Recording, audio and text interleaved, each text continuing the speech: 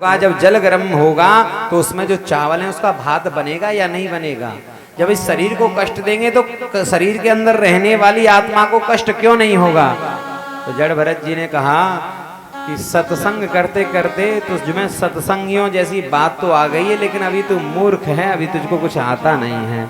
अरे जब चूल्हे में आग लगेगी तो पात्र गर्म होगा, पात्र गर्म होगा तो जल गर्म होगा, लेकिन जल के अंदर चावल नहीं पत्थर हैं तो पत्थरों का क्या भात बनेगा। बड़ा सुंदर उपदेश दिया जड़ भरत जी ने। आगे श्री सुखदेव स्वामी जी राजा परीक्षित को नरकों का वर्णन करते हुए नरक के बारे में बताता है कि दक्षिण दिशा में बहुत दूर चलने पर 28 प्रकार के नरक बताए गए।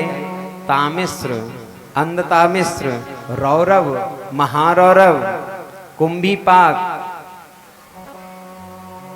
28 प्रकार के नरक बताए गए। बोले जो दूसरे की झूठी गवाही देता है ना, झूठी गवाही, किसी को फंसाने के लिए जो झूठी गवाही दे देते हैं ना, तो उनको तामिश्र नाम के नरक में भेजा जाता है। जो दूसरों का धन चुरा लेता है उसको अंधतामिश्र नरक में भेजा जाता है। और जो महाराज अपने उदर पूर्ति करने के लिए, अपना पेट भरने के लिए जो पंछियों को, पशुओं को मारकर खाता है, जो लोग बकरे खाते हैं, मुर्गा खाते हैं, उनको पकाते हैं, पहले मछली को काट कर खाते हैं, पकाते हैं, उनको कुंभीपाक नरक में डाला जाता है। बोले कुंभीपाक नरक क्या होता है। बोले कुंभीपाक नरक ये होता है महाराज कि एक बहुत बड़ा कड़ाहा होता है, उसमें हजारों मन तेल उबलता रहता है, खूब तेल उबलता है महाराज, बड़ा भयंकर, और उसमें जीव को डाल दिया जाता है। जो मांसाहार करता है, जो मांस खाता है, पशु पंछियों को खाता है, उसको उस तेल के कढ़ाई में डाल दिया जाता है और इतना कष्ट होता है मृत्यु से भी ज्यादा, लेकिन मरता नहीं है, उसको एक एक कष्ट का अनुभव कराया जाता है कि देख पृथ्वी की भगवान की रचाई हुई सुंदरता के साथ तूने कैसा छेड़छाड़ किया, कैसे जीव जंतुओं को मार मार कर खाया है, अब तुझे इसका पाप लगेगा। जो स्त्री अपने पति के होते हुए भी परस पुरुष के साथ संपर्क करती है, उसके साथ जाती है, तो वहां नरक में उसके लिए एक तांबे का पुरुष बनाया जाता है और उसको बड़ा भयंकर गर्म कर दिया जाता है। फिर उसको स्पर्श कराया जाता है कि देख तूने गलत कार्य किया है। जो पुरुष गलत कार्य करता है नरक में, उसके लिए लोहे की स्त्री बनाई जाती है, उससे संपर्क कराया जाता है, उससे स्पर्श कराया जाता है कि देख तूने इतने गलत कार्य किए हैं, एक एक कार्य को याद कर। इसलिए कोई भी गलत कार्य करो तो एक समय इस कथा को जरूर याद कर लेना कि महाराज जो कोई भी पापाचार करता है, अत्याचार करता है, जब हम कोई अच्छा काम करते हैं तो 100 जगह गीत गा के बताते हैं हमने ये अच्छा कार्य किया, ये अच्छा कार्य किया है। जब पाप करते हैं तो क्या समझते हो, कोई नहीं देखता, वो परमात्मा सबको देखता है और सबका हिसाब लेता है। इसीलिए ये मन बड़ा चंचल है और मन बार बार जो है गलत कार्यों में जाता है, लेकिन मन को समझाओ, संयम के कोड़े मारो इसको कि देख मन ये गलत कार्य है, ऐसा नहीं करना, ज्यादा से ज्यादा प्रभु का भजन कर, प्रभु का भजन करेगा तभी तेरा कल्याण होगा। और देखिए जाने अनजाने में जो पाप हो चुके हैं हमसे, तो उसके लिए भी प्रायश्चित है, लेकिन अब समझ में आ गया तो आज के बाद से कोई पापाचार नहीं होना चाहिए, कोई गलत कार्य नहीं होना चाहिए। और जो गलत कार्य हो चुके हैं उसके लिए भगवान से क्षमा मांगिए और भगवान का कीर्तन करिए, भगवान का भजन करिए कि प्रभु हमसे जो भी गलती है उसके लिए क्षमा करें। श्री कृष्ण गोविंद हरे मुरारे, हे नाथ नारायण वासुदेवा। श्री कृष्ण गोविंद हरे मुरारी, हे नाथ नारायण वासुदेवा। जब ये नरकों की कथा चल रही थी तो नरकों की कथा सुनते सुनते राजा परीक्षित तो घबरा गए। बोले महाराज इतना नरक में मिलता है, इतने कष्ट भोगने पड़ते हैं, क्या इससे बचने का कोई उपाय है। बोले हाँ, जब कपड़ा गंदा हो जाता है तो उस कपड़े को साफ करने के लिए हम साबुन का और सर्फ का प्रयोग करते हैं, चाहे कितना भी गंदा कपड़ा हो साफ हो जाता है। ऐसे ही जीवन में जो गलत कार्य हो गए हैं और अपने शरीर से पाप कर्म को हटाना है तो उसके लिए एक साबन बताया गया है। वो साबन क्या है? श्री कृष्ण गोविंद हरे मुरारे, हे नाथ नारायण वासुदेव। श्री कृष्ण गोविंद हरे मुरारे, हे नाथ नारायण वासुदेवा। श्री कृष्ण गोविंद हरे मुरारे, हे नाथ नारायण वासुदेवा। श्री कृष्ण गोविंद हरे मुरारे, हे नाथ नारायण वासुदेवा। हे नाथ नारायण वासुदेवा, हे नाथ नारायण वासुदेवा। हे नाथ नारायण वासुदेवा, हे नाथ नारायण वासुदेवा। श्री कृष्ण गोविंद हरे मुरारे, हे नाथ नारायण वासुदेवा। श्री कृष्ण गोविंद हरे मुरारे, हे नाथ नारायण वासुदेवा। हे नाथ नारायण वासुदेवा, हे नाथ नारायण वासुदेवा। हे नाथ नारायण वासुदेवा, हे नाथ नारायण वासुदेवा। हे नाथ नारायण वासुदेवा, हे नाथ नारायण वासुदेवा। हे नाथ नारायण वासुदेवा, हे नाथ नारायण वासुदेवा। श्री कृष्ण गोविंद हरे मुरारे, हे नाथ नारायण वासुदेवा।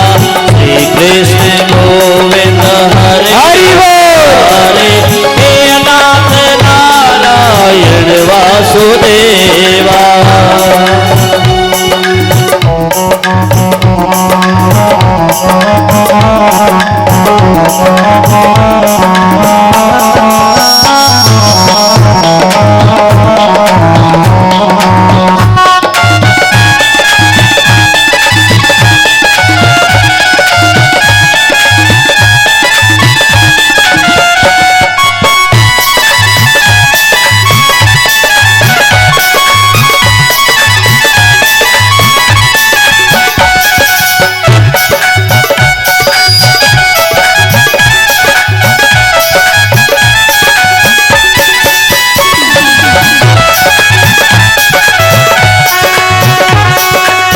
कृष्ण गोविंद हरे मुरारी, हे नाथ नारायण वासुदेवा। श्री कृष्ण गोविंद हरे मुरारी, हे नाथ नारायण वासुदेवा। हे नाथ नारायण वासुदेवा, हे नाथ नारायण वासुदेवा। हे नाथ नारायण वासुदेवा, हे नाथ नारायण वासुदेवा। हे नाथ नारायण वासुदेवा, हे नाथ नारायण। श्री राधे श्री कृष्ण गोविंद हरे मुरारी, हे नाथ नारायण वासुदेवा। श्री कृष्ण गोविंद हरे मुरारी, हे नाथ नारायण वासुदेवा। श्री कृष्ण गोविंद हरे मुरारी, श्री राधे नारायण वासुदेवा। श्री कृष्ण गोविंद हरे मुरारी, हे नाथ नारायण वासुदेवा। श्री कृष्ण गोविंद हरे मुरारी, हे नाथ नारायण वासुदेवा। श्री कृष्ण गोविंद हरे मुरारी, हे नाथ नारायण वासुदेवा। श्री कृष्ण गोविंद हरे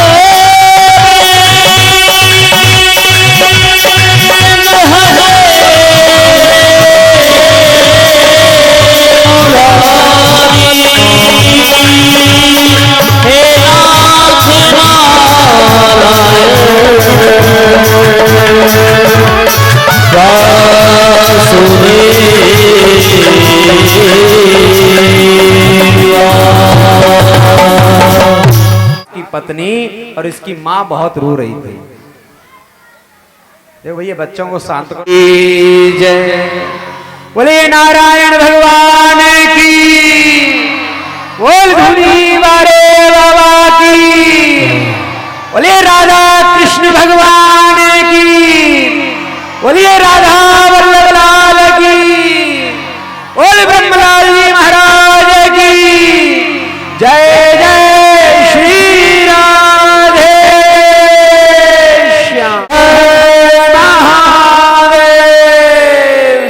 नक्ष मारा गया है और उसकी पत्नी और मेरी माँ विलाप कर रही है, तो अपनी माँ को समझा रहा है, उसकी पत्नी को समझा रहा है। क्या कह रहा है कि देखो संसार में जो आया है उसको तो एक दिन जाना ही है, मृत्यु तो सबकी सुनिश्चित है और वो मरा नहीं है, वो तो ये पंच तत्व में विलीन हो गया है। पंच तत्व से आया था और पंच तत्व में विलीन हो गया।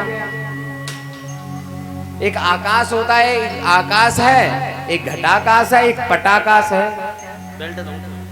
पटाकाश क्या होता है? जो संसार में आकाश जो व्याप्त है उसको पटाकाश कहते हैं। और एक होता है घटाकाश। घटाकाश किसको कहते हैं? एक घड़ा ले मिट्टी का और उस मिट्टी के घड़े को उल्टा करके कोई रख दिया जाए और पूछा जाए आपसे कि इस मटके के अंदर क्या है, तो प्राय लोग कहेंगे कि ये मटका खाली है, लेकिन जो तत्वदर्शी लोग हैं वो कहेंगे इस मटके के अंदर आकाश है। और किसी ने वो मटका फोड़ दिया तो मटके का आकाश कहां गया? आकाश में विलीन हो गया। यानी घटाकाश पटाकाश में मिल गया। मतलब इतनी ज्ञान की बात बता रहा है। इसकी माँ, इसकी पत्नी जो रो रही थी ना, शांत हो गई बिल्कुल। इतनी ज्ञान की बात है। फिर बोला, जब माता और पत्नी जब चुप हो गई रोने से, बोले अब हम देखते हैं उस नारायण को, उससे जाके बदला लेते हैं। इससे क्या बात समझ में आती है कि जानकारी होना अलग बात है और उसको हृदय में उतारना अलग बात है। जानकारी तो, नॉलेज तो किसी भी लाइब्रेरी से पढ़ पढ़कर इकट्ठी की जा सकती है। आप कमरे में बैठ जाओ, कमरे में बैठ के किताबें पढ़ते रहो तो विद्वान तो बन जाओगे, जानकारी तो इकट्ठी हो जाएगी, लेकिन जरूरी नहीं कि वो आपके जीवन में उतर ही जाएगी। बहुत सारे मैंने ब्राह्मणों को देखा है, बहुत सारे सत्संगी पुरुषों को देखा है कि महाराज कि पहले तो खूब बढ़िया यज्ञ कराते हैं, स्वाहा, खूब रुद्री का पाठ बोलते हैं, हरि ओम नमस्ते रुद्रमन्याव ओतोता एखावे नमः बाहुव्या मोतते नमः। बढ़िया वेद बोलेंगे। अच्छा, और जब रुद्री पूरी हो जाएगी, अभिषेक पूरा हो जाएगा, यज्ञ पूरा हो जाएगा, तो वही लोग पूजा से बाहर निकल के जाके सिगरेट पिएंगे, चिलम पिएंगे, भांग खाएंगे। तो ऐसी विद्वता का क्या मतलब कि जब तुम उसे अपने ही जीवन में नहीं उतार सके तो अपनी यजमान के जीवन में कहां से उतार दोगे? जो व्यक्ति खुद अपनी चीजों पे नहीं चला है, खुद उसने जीवन में नहीं उतारा है, वो तुम्हें कैसे चला सकता है? जानकारी होना, फिर उसको परोसना। कमरे में बैठ बैठ के पढ़ लिए, लेकिन मंच पे बैठकर उसको परोसना ये कोई साधारण बात नहीं है। शास्त्र में लिखा है, वाग्दानम वीर्य दानम च करीयसी। बोलने में इतना सामर्थ्य लगता है जितना एक बच्चा पैदा करने में लगता है। महाराज, इतनी एनर्जी जाती, इतना तेज नष्ट होता है। तो वाग्दानम वीर्य दानम च करीयसी, तो हमेशा बोलना, उसको परोसना, उसकी जानकारी इकट्ठी करना, ये सभी विषय भिन्न हैं, ये सभी बातें अलग हैं। जानकारी तो बहुत है। हिरण्यकश्यप को बड़े अच्छे से समझाया अपनी माँ को, लेकिन दूसरे पल कह रहा है इस नारायण ने मेरे भाई को मारा है, अब इससे हम बदला लेंगे। महाराज चल दिया तप करने के लिए, बड़ा भयंकर तप किया महाराज। एक टांग पर खड़े हो गए महाराज, उल्टे लटक लटक के महाराज इसने तप किया। इतना तप किया कि संपूर्ण शरीर में दीमक लग जाता है महाराज। ब्रह्मा जी प्रसन्न हुए तो पहले तो उसने लंबी चौड़ी ब्रह्मा जी की स्तुति की, बहुत लंबी चौड़ी स्तुति कर रहा है। नमो नमस्ते स्फटिक प्रभाय सुश्वेत हाराय सुमंगलाय। बड़ी सुंदर स्तुति की महाराज। स्तुति करने के बाद जब चुप हुआ तो ब्रह्मा जी ने कहा कि हाँ कश्यप नंदन कहो किस लिए तप कर रहे थे। बोले महाराज तप तो कर रहा था, बस आपकी भक्ति के लिए तप कर रहा था। बोले नहीं असली औकात पे आ जाओ, किस लिए तप किया जा रहा था।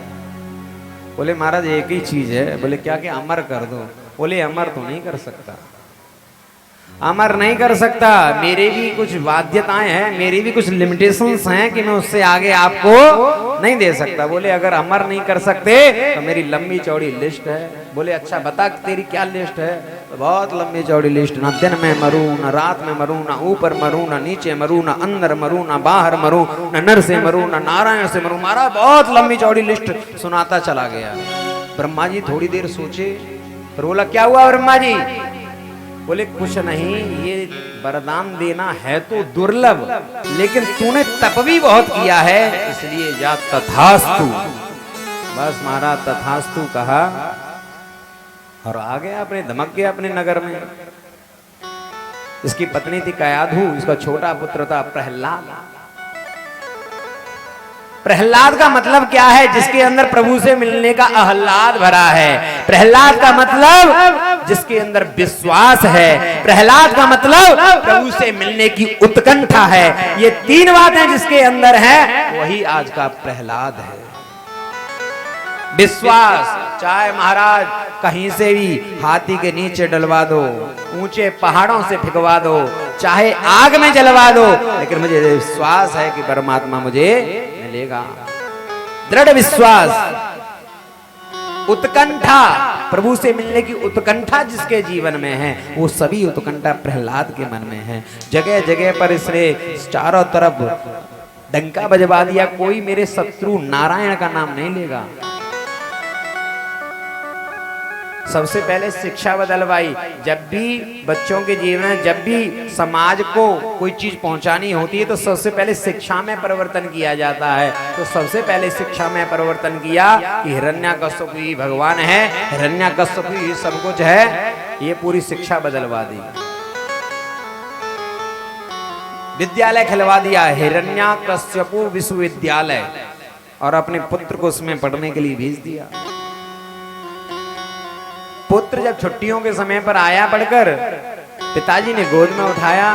बोले पुत्र क्या सीखा है इतने समय में। तो बोले संसार में एक ही चीज सीखी है। बोले क्या, कि चारों तरफ जो भी कुछ परिलक्षित हो रहा है वो सब परमात्मा ही है। बोले परमात्मा कौन। बोले नारायण। बोले ये तो मेरे शत्रु का नाम ले रहा है। तो डांटने के लिए तैयार हुआ, लेकिन विचार किया इसमें मेरे बच्चे की तो कोई गलती नहीं है, इसको तो जो पढ़ाया जा रहा है, जो पढ़ाने वाले हैं उसकी गलती है। संडामार्क को बुलाया जो शुक्राचार्य के बेटे। बोले तुम्हारी क्या शिक्षा है, ये मेरा बच्चा क्या सीख रहा है। बोले महाराज जो आप कह रहे हैं, जो आपने शिक्षा निर्धारित कर रखी है वही शिक्षा का पठन पाठन कराया जा रहा है, मेरा बच्चा तो ऐसा नहीं बोल रहा। बोले महाराज एक मौका दीजिए दोबारा से। बोले ठीक है, फिर से भेज दिया। कुछ समय बाद जब वो फिर से आया, फिर से प्रहलाद ने पूछा क्या सीखा बेटा। बोले अब तो पिताजी मैं वो सीख कर आया हूं कि तुम उसके सुनने के काबिल नहीं हो, लेकिन तुम मेरे पिता हो और पिता से कोई बात छिपानी नहीं चाहिए और अरसिक को बात बतानी नहीं चाहिए। जिसकी प्रभु के प्रति निष्ठा नहीं हो उसके सामने तुम वेद सुनाओ, भगवान की कथा सुनाओ, वो कहेगा कब ये चुप हो महाराज। उसे तो अपनी रंग रंगीली जिंदगी से मतलब है। तो शास्त्र कहता है अरसिकम, अरसिक को कभी काव्य निवेदन नहीं करना चाहिए। जिसकी निष्ठा प्रभु में नहीं है उसको प्रभु की कथा नहीं सुनानी चाहिए। लेकिन मेरे लिए तो बड़ी दुविधा है, पिताजी से कोई बात छिपानी नहीं चाहिए। अब तुम पिताजी भी हो और अरसिक भी हो, लेकिन बता ही देता हूं कि मैंने क्या सीख कर आया हूं। बोले बता क्या सीखा है। बोले मैंने 9 बातें सीखी हैं। बोले क्या क्या। तो प्रहलाद जी बता रहे हैं श्रवणम कीर्तनम विष्णु स्मरणम पाद सेवनम अर्चनम वंदनम दास्य सख्यम आत्मनिवेदनम। पिताजी से ज्यादा प्रभु की कथा सुनो। श्रवणम, सबसे ज्यादा प्रभु की कथाओं को सुनो, उसके बाद उसका कीर्तन करो। बोले ये तो फिर से मेरे शत्रु का नाम ले रहा है। फिर से संडमर्क को बुलाया। संडमर्क जी कहने लगे हाथ जोड़ के कि महाराज सिर्फ हमें एक मौका दे दो, सिर्फ अंतिम बार, इस बार हम विशेष ध्यान रखेंगे इसके ऊपर। फिर से प्रहलाद जी को लेकर आ गए अपने गुरुकुल में और पढ़ाने लिखे। क्यों हम तुमको कुछ पढ़ाते हैं, तुम क्यों पढ़ते हो ऐसा? खूब समझाया प्रहलाद जी को, लेकिन चिकने घड़े पे क्या असर। बाजार का कोई काम आया तो संडमर्क तो बाजार चले गए। अब असुर जो बच्चे थे वहां पर, असुरों के और भी बच्चे पढ़ते थे। अब सभी आपस में चर्चा कर रहे हैं, प्रहलाद जी से कह रहे हैं कि प्रहलाद जी एक बात बताओ, जो गुरुजी आपके हैं वही गुरुजी मेरे हैं। अब मेरी ये समझ में नहीं आ रही कि हम तो इतने ज्ञानी नहीं, लेकिन आप इतने ज्ञानी कैसे हैं? तो प्रहलाद जी कहते हैं कि ऐसा है कि मेरे गुरुजी संडमर्क नहीं है। बोले तो मेरे गुरुजी तो नारद जी हैं। बोले नारद जी कैसे हैं? बोले मेरे पिताजी जब जंगल में गए थे तप करने के लिए, तो देवता लोग मेरी माँ को आ गए मारने के लिए, तो नारद जी ने कहा कि इसको मत मारो, ये गर्भवती है। बोले तो और मारेंगे, इसका बच्चा बड़ा होके हमको मारेगा। बोले नहीं, ये भगवान का भक्त है। तो नारद जी मेरी माँ कयाधु को अपने आश्रम ले गए, और आश्रम में ले गए तो नारद जी नित्य प्रति कथा सुनते थे, और मैं माँ के गर्भ में बैठकर कथा सुनता था। ये कोई नई बात नहीं है। अभिमन्यु ने चक्रव्यूह वेदन कहाँ से सीखा था? गर्भ में था तभी ना सीखा था। अर्जुन सुभद्रा को जो है रात्रि के समय चक्रव्यूह वेदन की विधि बता रहे थे। वो नन्हा सा बच्चा पेट में बैठकर ही सारी चीजों को सीख रहा था। तो जब भी कोई माता गर्भवती होती है तो पति पत्नी को दोनों को धर्माचरण करना चाहिए, नित्य प्रति ठाकुर जी की पूजा करनी चाहिए, कथा सुननी चाहिए। क्योंकि यदि आप चाहते हैं कि हमारा बच्चा संस्कारवान बने, तो संस्कार जन्म से पहले से ही उसके अंदर से डाले जाते हैं। कि जब भी ये नहीं कि महाराज बच्चा गर्भ में है और आप पिक्चर और फिल्म देख रहे हैं, नहीं, कथा सुनिए। जैसा वो सुनेगा समझेगा वही विचार उसके अंदर रहेंगे। प्यारे भक्तों, बोले अच्छा प्रहलाद जी, तुमको जब तुम्हारे पिता कष्ट देते हैं ना, तो वो कष्ट हमको भी होता है। क्या तुमको कष्ट नहीं होता? हम तो सोचकर ही बड़े अचरज में पड़ जाते हैं। बोले मेरे कष्ट को तो सब नारायण ले जाते हैं। बोले कैसे ले जाते हैं? बोले मैं उनका भजन करता हूँ। बोले भैया हमको भी विधि बता दे। बोले चलो आज हम खेल खेलते हैं और खेल की विधि के अनुसार हम बताएंगे। बोले कैसे? बोले हाथ पकड़ लो। सभी लोगों ने हाथ पकड़ लिए। बोले गोल गोल घूमना है, ठीक है। और गोल गोल घूमते हुए आप सब लोग भी अपने मन से प्रहलाद जी के और उन असुर बच्चों के खेल में सम्मिलित होइए। जैसे वो कर रहे हैं वैसे ही आप करिए। वो क्या कर रहे हैं? श्रीमन नारायण नारायण नारायण, श्रीमन नारायण नारायण नारायण, श्रीमन नारायण नारायण नारायण, भजमन नारायण नारायण नारायण, श्रीमन नारायण नारायण नारायण, श्रीमन नारायण नारायण नारायण, श्रीमन नारायण नारायण नारायण। बढ़िया भजन कीर्तन चल रहा था महाराज। सभी लोग गाने बजाने में इतना मस्त हो गए कि किसी को चित्त ही नहीं, और बहुत तेज आवाज में गाने लगे। अब महाराज हिरण्याकश्यपु ने भी इनके पीछे गुप्तचर लगा दिए थे। देख कर आना हमारे गुरुजी क्या कर रहे हैं। जब गुप्तचर गुरुकुल के बाहर पहुंचे और गुप्तचरों ने देखा कि यहाँ तो हमारे महाराज के शत्रु का गुणगान किया जा रहा है, तो उन्होंने भी जो है देखा कि जब हमारे शत्रु के, हमारे स्वामी के शत्रु का जब गुणगान किया जा रहा है, गुणगान किया जा रहा है, तो इन्होंने सोचा इस गुणगान को जो है बंद करवाना चाहिए। क्योंकि हमारे स्वामी की आज्ञा है कि कोई भी हमारे शत्रु का नाम न लेना पाए। तो तुरंत ये सभी गुप्तचर सैनिक गए और प्रहलाद को रोकने के लिए जैसे ही प्रहलाद को स्पर्श किया तो वो भी करने लगे क्या? श्रीमन नारायण नारायण नारायण, श्रीमन नारायण नारायण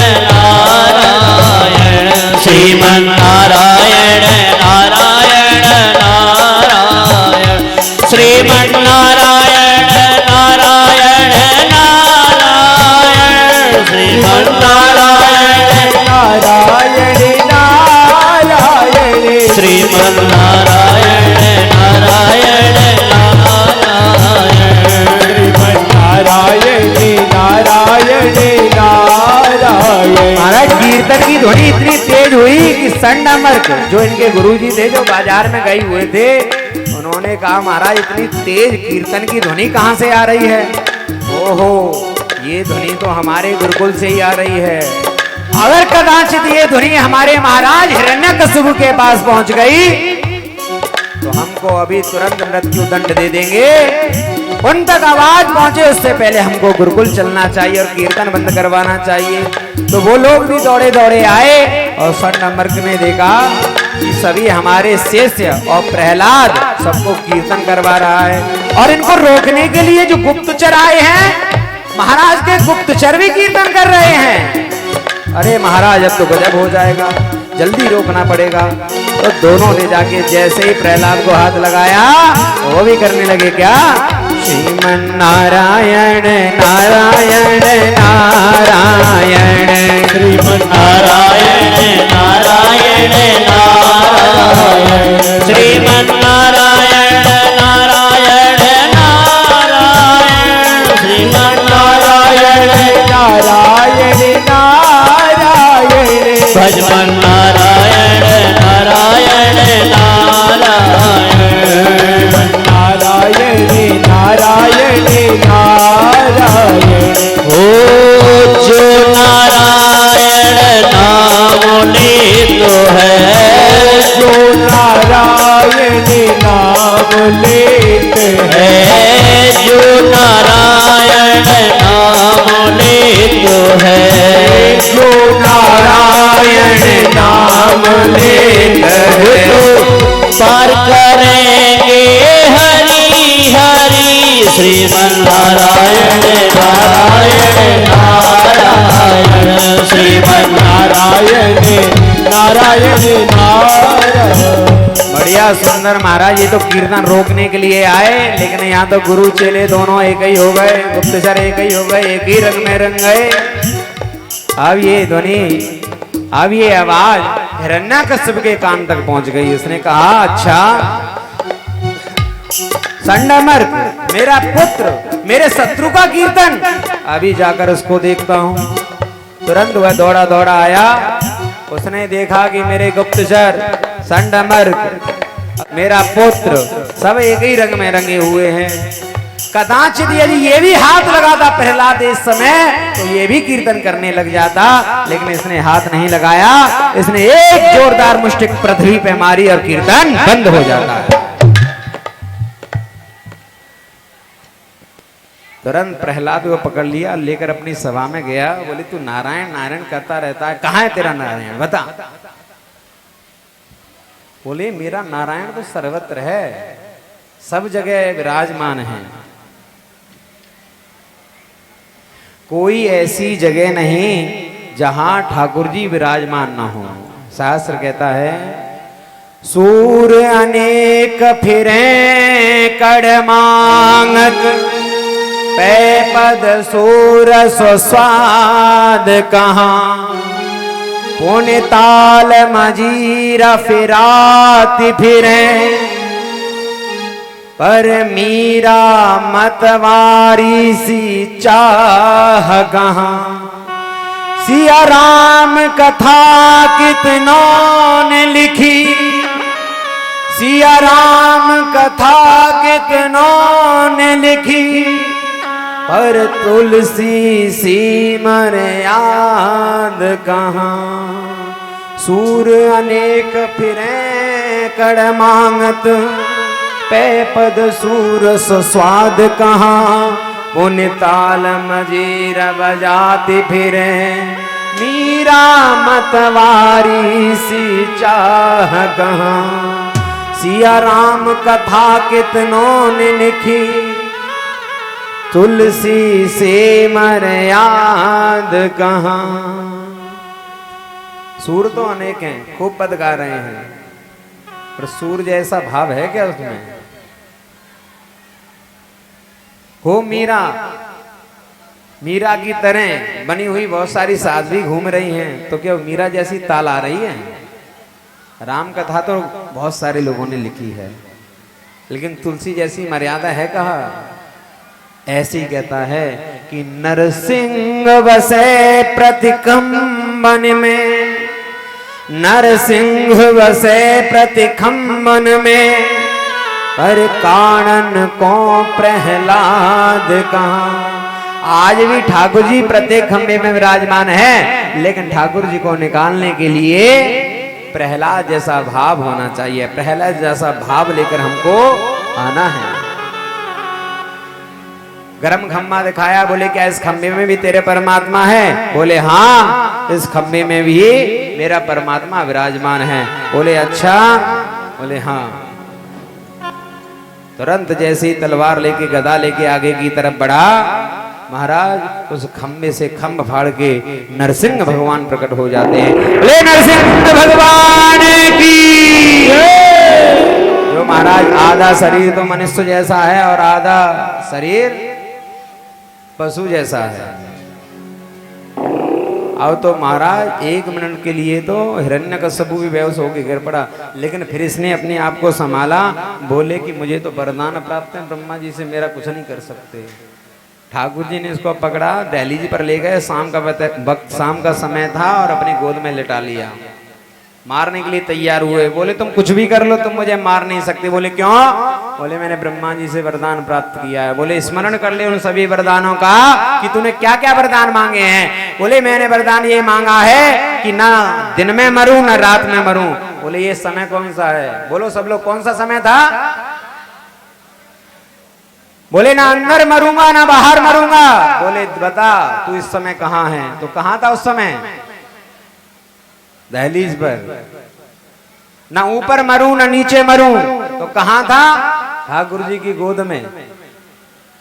बोले ना अस्त्र से मरूं ना शस्त्र से मरूं। बोले इतने लंबे लंबे नाखून जो है तेरे लिए ही बढ़ा कर लाया हूं। बोले फिर भी नहीं मार सकते। बोले क्यों? ब्रह्मा जी से मैंने वरदान प्राप्त किया है कि ना जड़ से मरूं ना चेतन से मरूं। बोले ये नाखून जड़ भी हैं और चेतन भी है, लिमिट में काटो कोई दिक्कत नहीं, नो प्रॉब्लम, लेकिन थोड़ा और लिमिट से ज्यादा काट दो तो मैनी प्रॉब्लम। बोले फिर भी नहीं मार सकते। बोले क्यों? मैंने ब्रह्मा जी से वरदान प्राप्त किया है कि ब्रह्मा जी के द्वारा बनाई गई किसी भी सृष्टि, किसी भी जीव से न मरूं। बोले ब्रह्मा जी हमें नहीं बनाता, ऐसे ब्रह्माओं को तो हम खुद बनाते हैं। बोले फिर भी नहीं मार सकते। बोले क्यों? बोले मैंने वरदान प्राप्त किया है कि 12 महीनों में न मरूं। बोले ये 13वां जो महीना है ना, ये लौंग का महीना तेरे लिए स्पेशल बनाया है। बोले मुझे पता नहीं था, नहीं तो मैं 13 महीने का वरदान मांगता। बोले फिर भी नहीं मार सकते। बोले क्यों? मैंने ठाकुर जी से कहा है कि ना दिन में मरूंगा ना रात में मरूंगा। बोले अभी कौन सा समय है? बोले शाम, सायकालिक वेला है। सभी वरदानों की पूर्ति की। ठाकुर जी ने उसके पेट को फाड़ा, उसकी अंतड़ियों को निकालकर अपने गले में पहन लिया। ऐसा विकराल रूप महाराज कि लोग थर थर कांप रहे थे। देवता लोगों ने कहा कि ठाकुर जी ने हमारी रक्षा की है, ठाकुर जी ने हम पर कृपा की है, तो हमको चल के स्तुति करनी चाहिए। तो महाराज भोलेनाथ जी नादिया पे बैठकर आए स्तुति करने के लिए, और जो सिंह जैसा रूप उन्होंने दहाड़ के नादिया की तरफ देखा तो नादिया पूंछ उठा के भाग गया। महाराज किसी भी देवता की हिम्मत नहीं कि नरसिंह भगवान के सामने जाए और उनको शांत कर सके, लेकिन देवताओं ने विचार किया कि पति चाहे कितना भी क्रोधित हो, पत्नी तो शांत कर ही लेती है। तो सभी लोग लक्ष्मी मैया के पास गए। बोले देवी चलो। बोले क्यों? बोले तुम्हारे पति ने बड़ा विकराल रूप धारण कर लिया है, उनकी शांति के लिए चलिए, उनको शांत करिए। बोले तुम गलत बात कहते हो, मेरे पति विकराल रूप? ऐसा हो ही नहीं सकता। आपको पता है मेरे पति कैसे हैं? बोली बताओ कैसे हैं? तो लक्ष्मी जी बता रही हैं। शांताकारं भुजगशयनं पद्मनाभं सुरेशं विश्वाधारं गगनसदृशं मेघवर्णं शुभांगं लक्ष्मीकान्तं कमलनयनं योगविर्ध्यानगम्यं वन्दे विष्णुं भवभयहरं सर्वलोकैकनाथं। शांताकार, उनके बराबर तो शांत कोई है ही नहीं। बोले देवी चलो तो आप। बोले ठीक है चलती हूँ। तो सुंदर श्रृंगार किया माता लक्ष्मी जी ने, पैरों में पायल बांधी, सुंदर आरती की थाली सजाई और रुनुक झुनुक करती हुई, ठुमुक ठुमुक करती हुई जैसे ही नरसिंह भगवान के पास आई तो आरती का विधान है कि सबसे पहले आरती पैरों की उतारी जाती है। पैर की आरती की महाराज, कट प्रदेश की आरती की, और जैसे ही वक्षस्थल की आरती की, और वक्षस्थल के बाद जैसे ही मुखारविंद की आरती करी तो महाराज मुखारविंद के जब दर्शन किए तो थाली फेंक के ताता थैया करती हुई भागी और बैकुंठ में जाके सांस ली। बोले क्या हुआ लक्ष्मी जी? बोले ये मेरो आदमी ना है, ये मेरो पति ना है, मेरो पति तो बिल्कुल शांत है। सभी की निगाहें जाती हैं प्रहलाद जी के ऊपर। सभी ने प्रहलाद को ठाकुर जी के पास भेजा। जैसे गाय अपने बछड़े को जीभ से चाटती है प्यारे भक्तों, आज नरसिंह भगवान अपने भक्त प्रहलाद को अपनी जीभ से चाट रहे हैं, उसके सिर पर हाथ फेर रहे हैं। बोले पुत्र, मेरे भक्त, मेरे नन्हे से भक्त, मुझे क्षमा करना, मेरी वजह से तुझे बड़ा कष्ट उठाना पड़ा है, मैं बड़ी देर से आया, मांग तू क्या वरदान मांगना चाहता है? बोले महाराज मुझे कुछ वरदान नहीं चाहिए। बोले नहीं, मैं चाहता हूं कि तू कुछ वरदान मांगे।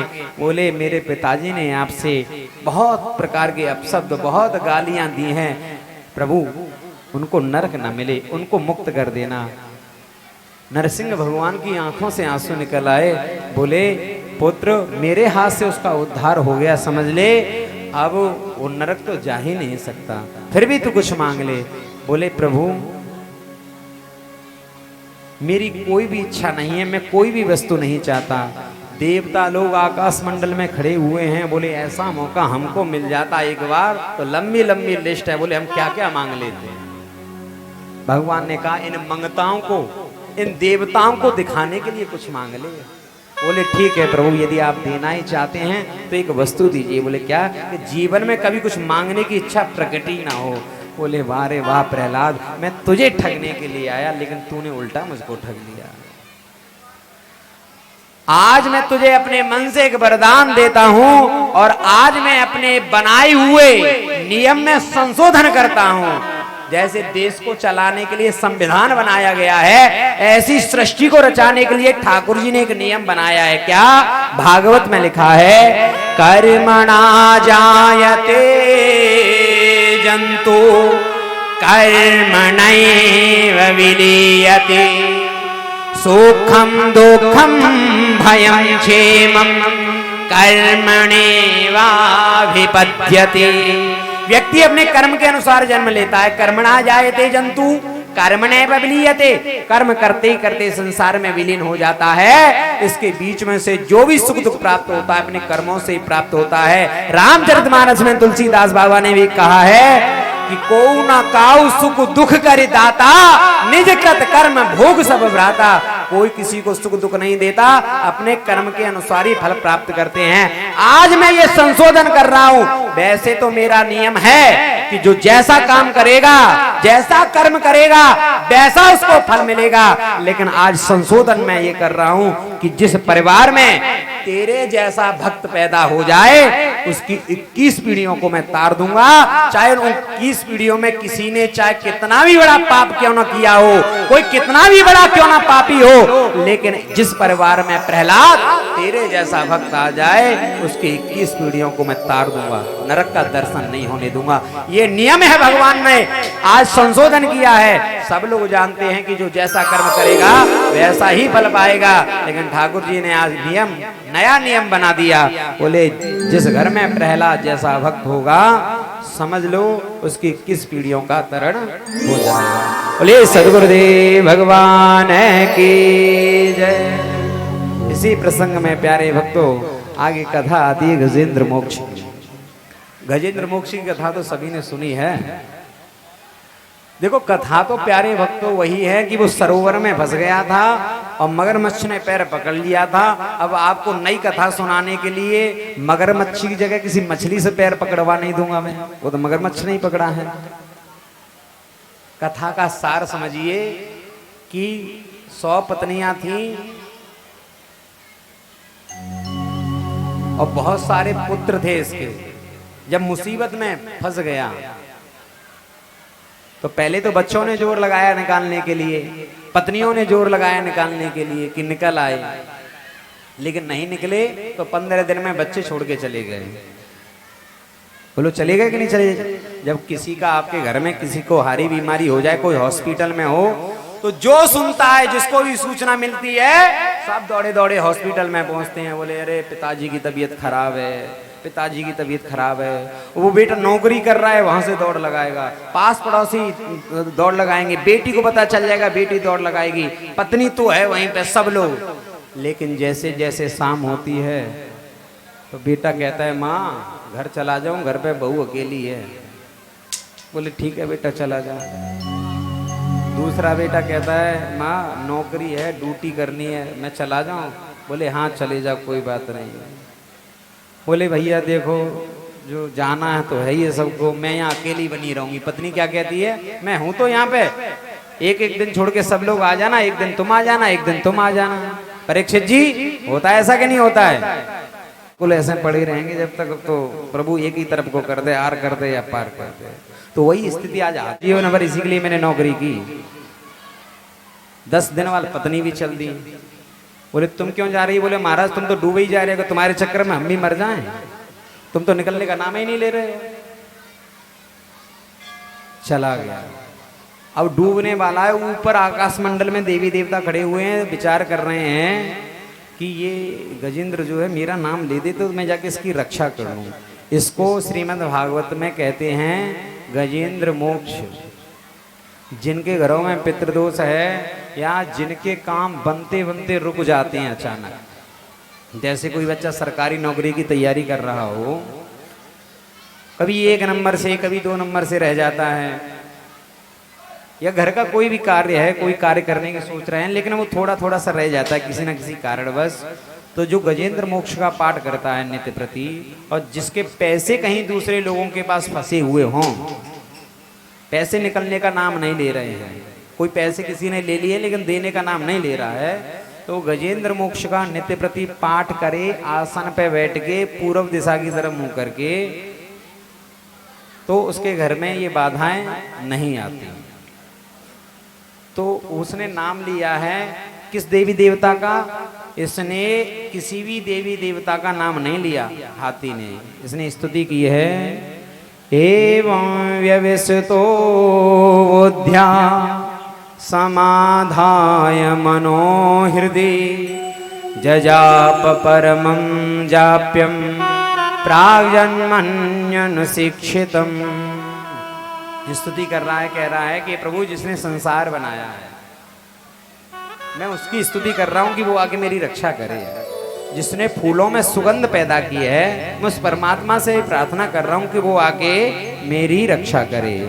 और कहता है, क्षेत्रज्ञाय नमस्तुभ्यं सर्वाध्यक्षाय साक्षिणे सर्वात्मात्ममूलाय मूल प्रकृतये नमः सर्वेन्द्रिय गुणदृष्टे सर्व प्रत्यय हेतवे असत्ताक्षाय योक्ताय सदा भासाय ते नमः नमो नमस्ते खिलकारिणाय निष्कारणाय अद्भुतकारिणाय शर्गा सर्वागमनाय महानवाय। बड़ी सुंदर स्तुति की। क्षेत्रज्ञ कहते हैं शरीर को। अब वो कह रहे हैं जिसने ये शरीर बनाया है उस परमात्मा से मेरी प्रार्थना है कि वो आके मेरी रक्षा करे। आकाश मंडल में क्या हो रहा है? आकाश मंडल में अभिमान में देवी देवता खड़े हुए हैं, भगवान शंकर खड़े हुए हैं, पार्वती मैया खड़ी हुई हैं, वरुण देव खड़े हुए हैं, काली माता खड़ी हुई हैं, दुर्गा माता खड़ी हुई हैं, समस्त देवी देवता खड़े हुए हैं। बोले हे गजेंद्र मेरा नाम ले दे, मैं आके भी तुझे बचा लूंगा। भोलेनाथ कह रहे हैं बम बम भोले कह दे, अभी जाके तेरी रक्षा करता हूं। दुर्गा मैया कह रही है जय दुर्गे, कह दे एक बार तू। मेरे तो इतने सारे नाम हैं, सती साध्वी भवरीता भवानी भवमोचनी आर्या दुर्गा जया चात्या त्रिनेत्रा शूलधारिणी। तू मेरा एक नाम ले दे, मैं तुरंत आके तेरा कल्याण कर दूंगी। लेकिन इसने किसी का नाम नहीं लिया। नारायण भगवान ने देखा जो किसी का नाम नहीं वो मेरा नाम है। तुरंत नारायण भगवान बढ़े तो पहले तो गरुड़ के मन में अभिमान आया, तो ठाकुर जी ने गरुड़ का भी उद्धार किया, उसके अभिमान को दूर किया। और जैसे इसने ठाकुर जी को आते हुए देखा तो तुरंत इसने वहीं सरोवर में से एक कमल तोड़ा, अपनी सूंड से फिर नाम लिया। क्या? तम वीक्ष पीड़ित मजा सहसावतीर्य सग्राहमासु सरस कृपयो जहार ग्रहादिपाटित मुखादरिणा गजेन्द्रम संपश्यताम हररमुमचदो स्त्रियाणाम। आते ही सूंड पकड़ के ऐसा खींचा कि मगरमच्छ भी साथ ही में खिंचा चला आया और सुदर्शन चक्र से मगर का ग्रह का उद्धार किया। ठाकुर जी के हाथ से मरना और ठाकुर जी के हाथ से बचना, ये दोनों ही ठाकुर जी की कृपा है।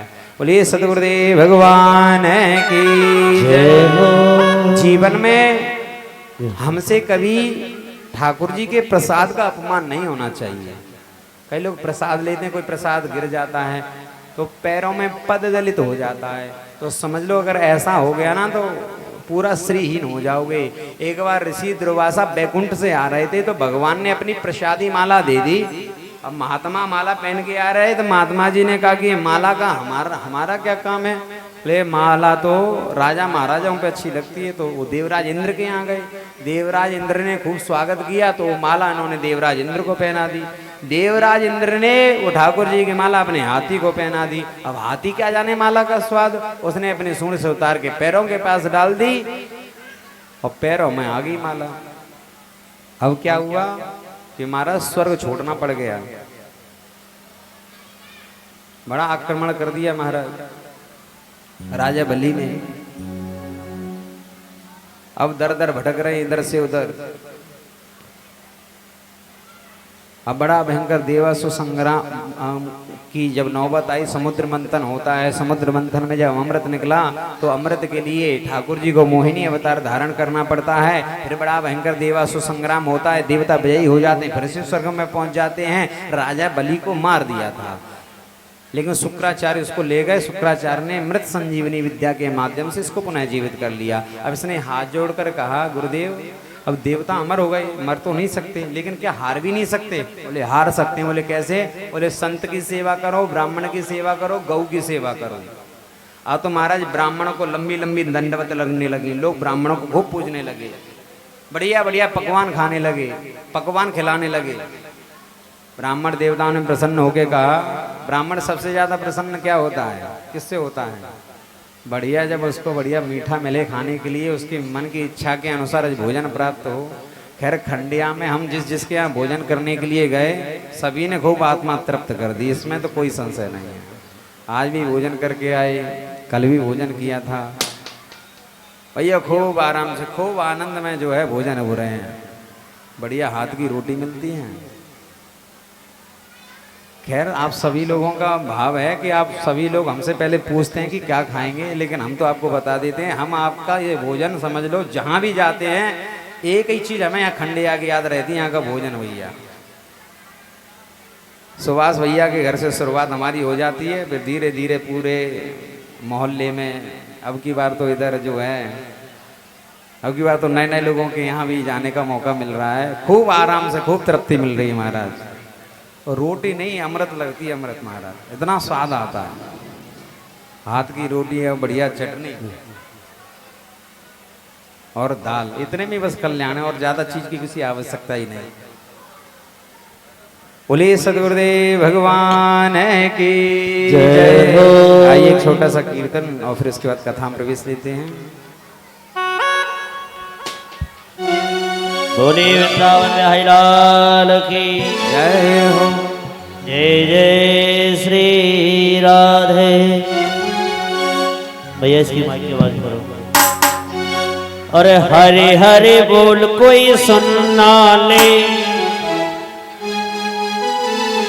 मेरे साथ सभी गाइए। साउंड वाले भैया।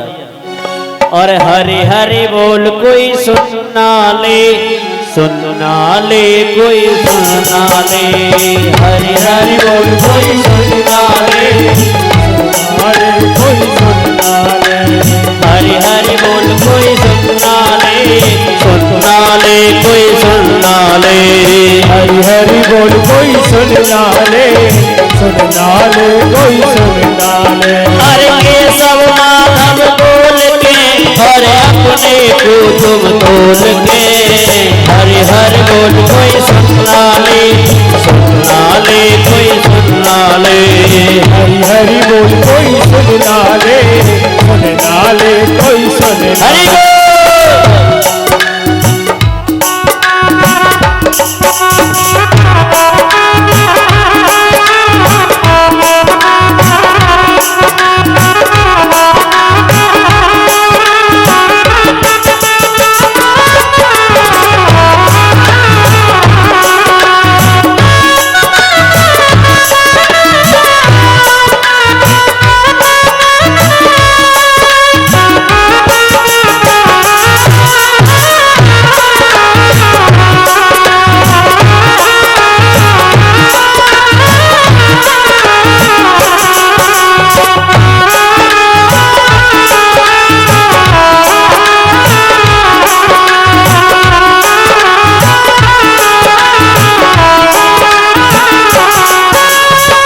चौरासी में तू धर्माया, मुश्किल से तूने नर्तन है पाया,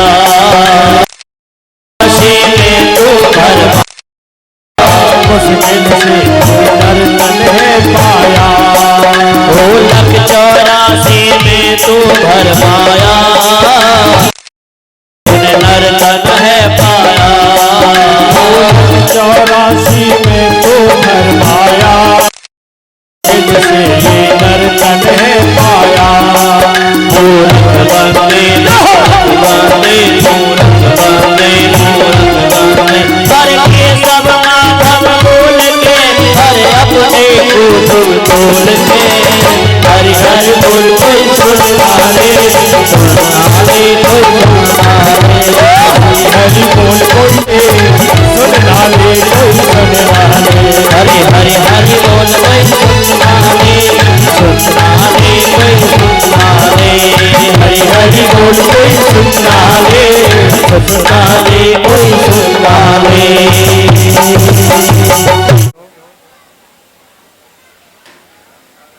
परीक्षित जी, हाँ कहाँ चल रही थी कथा? अयोध्या में?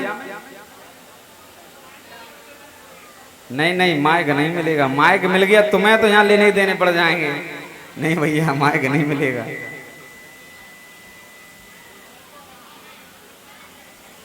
राजा बलि जो है ब्राह्मणों को प्रणाम कर रहे हैं, खूब भोजन बढ़िया करा रहे हैं। ऐसा भोजन करा रहे हैं जैसे सुभाष जी ने हमें कराया था, राजू भैया ने हमें कराया, और हमारे बालकिशन जी ने कराया, और आज और कराया था रोहतास जी ने।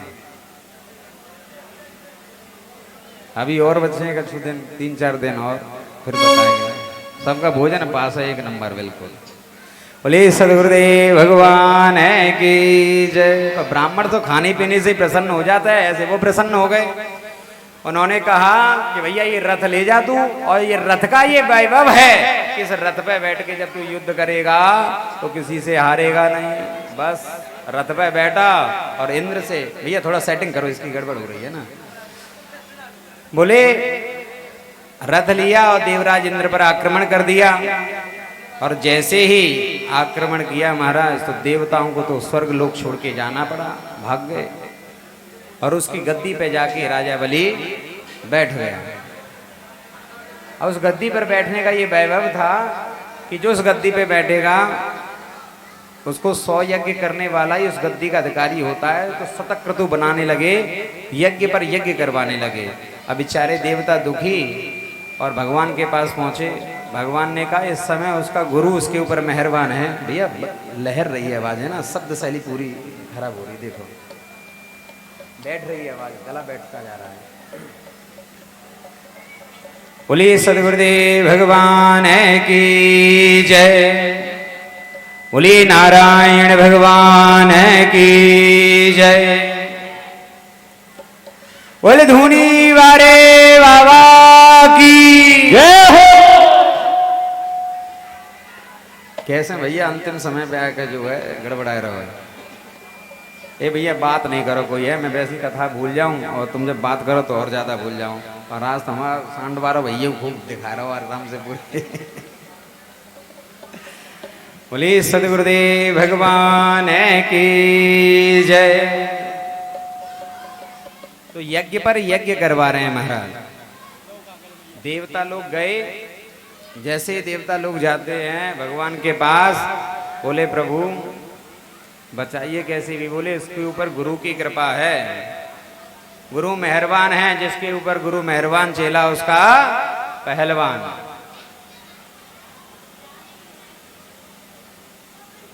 डायरेक्ट तो उससे युद्ध नहीं कर सकता हूं, उससे युद्ध नहीं जीत सकता हूं, लेकिन हाँ कुछ उपाय करूंगा।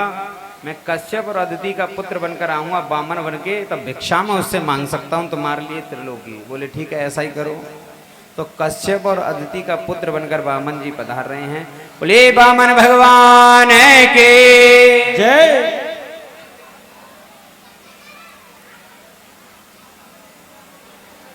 वरुण देव ने कमंडल प्रदान किया, दसों दिशाओं के स्वामी ने छत्र प्रदान किया। माता अदिति ने कोपीन पहनाई। गुरु बृहस्पति ने कान में मंत्र फूंक दिया, जनेऊ धारण करवाया। और जब जनेऊ होता ना यज्ञोपवीत संस्कार कराया जाता है, तो यज्ञोपवीत संस्कार कराते समय बच्चे को भिक्षा के लिए भेजा जाता है। और जो भी भिक्षा मिलती है उस भिक्षा पर गुरु का अधिकार होता है। उसके बाद तो प्यारे भक्तों बोले क्या चाहिए भिक्षा में। बोले भिक्षा में अब तुम जैसा शिष्य हो तो कोई साधारण वस्तु तो चाहिए नहीं। बोले क्या चाहिए। बोले त्रिलोकी चाहिए। बोले ये त्रिलोकी किसके पास मिलेगी। बोले ये त्रिलोकी का राजा इस समय राजा बलि है, आप बलि के पास जाइए, वहां पर त्रिलोकी आपको मिल जाएगी। और राजा बलि गुरु शुक्राचार्य उनका यज्ञ कर रहे हैं आचार्य बन के। ये नन्हे नन्हे पैरों से राजा बलि के यहाँ पर पधार रहे हैं। दूर से जब देखा राजा बलि ने तो अपने गुरु से बोला कि देखो ऐसा लग रहा है जैसे कि साक्षात सूर्य नारायण चले आ रहे हो।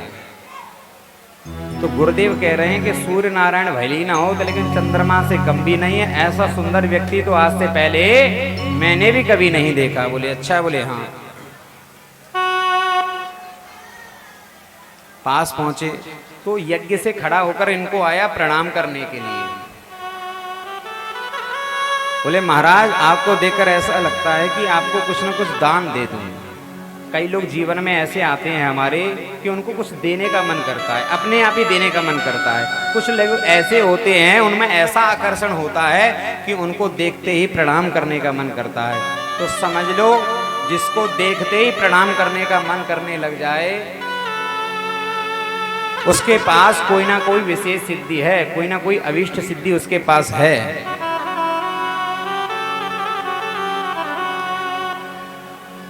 बहुत देर हो गई लेकिन महाराज चुपी है। तो इन्होंने पूछा अपने गुरु से, गुरुदेव ये बोलते क्यों नहीं। बोले ये अभी भजन कर रहे हैं, जाप कर रहे हैं, तो जाप करते समय बोला नहीं जाता, मौन रहा जाता है, इसलिए ये अभी कुछ नहीं कह रहे। जब माला पूरी हो गई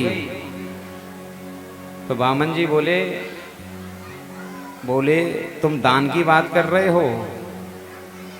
तुम्हारे पूर्वज हिरण्यकश्यपु बड़े दानी थे, तुम्हारे बाबा प्रहलाद उससे भी बड़े दानी थे, तुम्हारे पिता विरोचन वो भी बहुत दानी थे।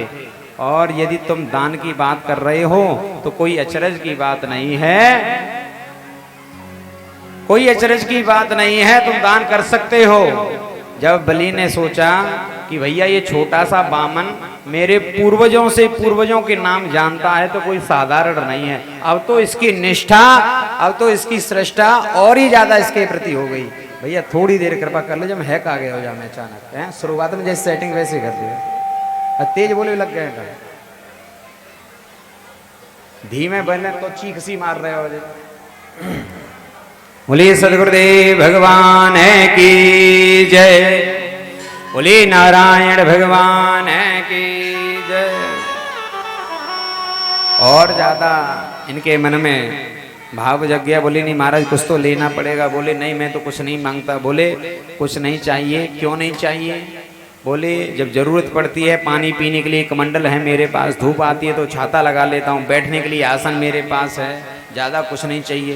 बोले अपने लिए नहीं चाहिए तो तुम्हारा विवाह कर देता हूँ, तो पत्नी आ जाएगी, 1 से 2 हो जाएंगे तब तो चाहिए। बोले पत्नी आ जाएगी रखेंगे कहाँ? बोले मेरे महल में रहना, मैं तुम्हारे लिए अलग महल बनवा दूंगा। बोले अच्छा महल बनवा दोगे तो फिर बच्चे होंगे? बोले हाँ बच्चे भी होंगे। बोले कितने होंगे? बोले महाराज जितने तुम चाहोगे उतने होंगे। बोले तो उनमें से एक आध कोई मरेगा? बोले हाँ। तो बोले रोएगा कौन? बोले आपके बच्चे तो आपको रोना पड़ेगा। बोले जिस काम में रोना पड़े तो वो काम ही क्यों करना? बलि बोला महाराज जैसे तैसे तो मैंने तैयार किया कुछ मांगने के लिए, फिर वहीं लौट कर आ गए। नहीं महाराज कुछ तो ले लो। बोले अगर कुछ देने की इच्छा है तो तुम्हारा मान रह जाए कि तुमने कहा है, और हमको भी ज्यादा नहीं चाहिए। अगर देना ही चाहते हो तो 3 पैर भूमि दे दो मुझको। बोले तुम छोटे हो, तुम्हारी बुद्धि भी छोटी है। अरे मांगते तो कम से कम हिसाब किताब से मांगते। बोले देना है तो दो, नहीं हम तो चले। बोले ठीक है महाराज ले लो। बोले तुमको ये नहीं पता कि कैसे लिया जाता है? कैसे दिया जाता है? बोले कैसे दिया जाता है? बोले कोई भी दान देने से पहले संकल्प किया जाता है। अरे छोटी सी जगह के लिए क्या संकल्प लेना, तुम तो ऐसे ही ले लो। बोले नहीं लेंगे तो संकल्प से लेंगे। जब संकल्प की बात चली तो गुरु शुक्राचार्य के कान खड़े हो गए। बोले ब्राह्मण और संकल्प के लिए झगड़ा? कौन है? कोई गड़बड़ है। ध्यान लगाया, ओ हो समझ गए ये कौन है। अपने चेले के पास पहुंच गए। बोले अपने चेलों को लुटने नहीं दूंगा महाराज। बोले ये बामन 53 नहीं है? बोले तो कौन है? तो कह रहे हैं इस वैरोचने राजन भगवान विष्णुरव्यय कश्यपादादितिर्जातो देवानां कार्य साधक। ऐश्वैरोचने रायन भगवान विष्णुरव्यय। ये राजा बलि साक्षात भगवान विष्णु हैं। कश्यप और अदिति का पुत्र बनकर देवताओं के कार्य साधने के लिए तुम्हें ठगने के लिए आ गया है। मैं समझ गया संकल्प नहीं कर लेना। बोले गुरुजी जब मैंने जवान से कह दिया तो वो क्या कोई संकल्प से कम है? बोले झूठ बोल दे। गुरुजी आप झूठ बोलना सिखा रहे हो? बोले 8 जगह ऐसी हैं जहाँ झूठ बोल सकते हैं। बोले कौन कौन सी? भागवत में लिखा है स्त्रीषु नर्म विवाहे चा, स्त्रीषु नर्म विवाहे चा, प्रत्यर्थे प्राण संकटे, गो ब्राह्मणार्थ हिंसायां नानरम स्याज गोप्सिता। स्त्री सु नर में विवाहे चा। बोले स्त्री से झूठ बोल दो, स्त्री से झूठ बोल दिया जाए? मैं नहीं कह रहा, भागवत में लिखा है। अगर सारी बातें अगर स्त्री को बता दोगे और तुमने ये कह दिया ये गुप्त बात है, तुमने सारी बातें बता दी स्त्री को, वो कोई बात नहीं, उसमें कोई बात नहीं। लेकिन तुमने ये कह दिया इसको गुप्त रखना, किसी को बताना नहीं, ये गलती कर दी महाराज। फिर वो उनके पेट में बात नहीं बच सकती। कोई विवाह की चर्चा चल रही हो, कोई लड़की की उम्र 28 साल हो और तुम्हें कहना पड़ जाए कि माँ वो 24-25 साल की है, तो उसमें कोई झूठ नहीं।